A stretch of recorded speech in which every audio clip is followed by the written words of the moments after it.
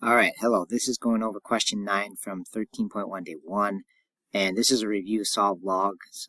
Some stuff like this will definitely show up on the final, so it's good to be reviewing it from time to time. Okay, and the key to this is there's two forms. There's like the exponential form, which we're in now, which is like a to the x equals b, and then there's a log form, where when log form you have log, and the little base goes down here, which I wrote the letters wrong now because I'm stupid. But basically, your base goes here, which would be a. Log means find the exponent, so the exponent goes over here, which is x, and then the value b goes there. Right, so these are two different forms, and if you have an exponential, like you do here, where the variable is up in the exponent, you want to switch it into log form. Okay, and the only other sort of twist is you have to get it to look exactly like this first. So we want to minus the 5 to start.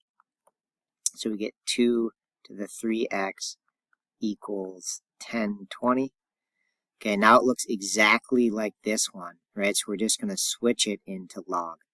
All right, so I'm going to change colors here, and I'm going to switch forms.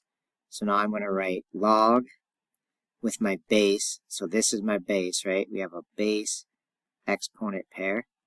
So I do log base of 2. Log means find the exponent, so the exponent goes over there, right? And then the value goes here.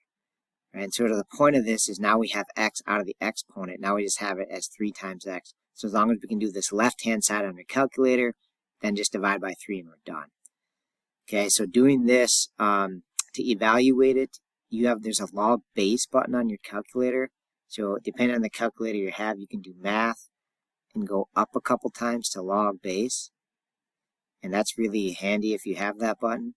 If you don't have that button, then you have to do log divided by log.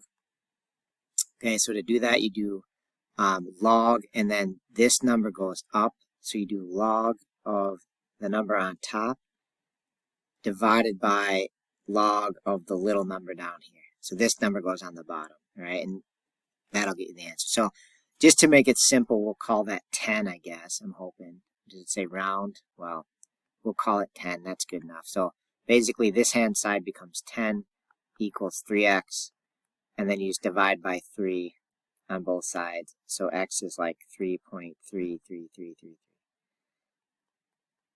Okay, so answer, at least for me, it's answer choice A there. All right, that's it. Hopefully that helps. Thanks for watching.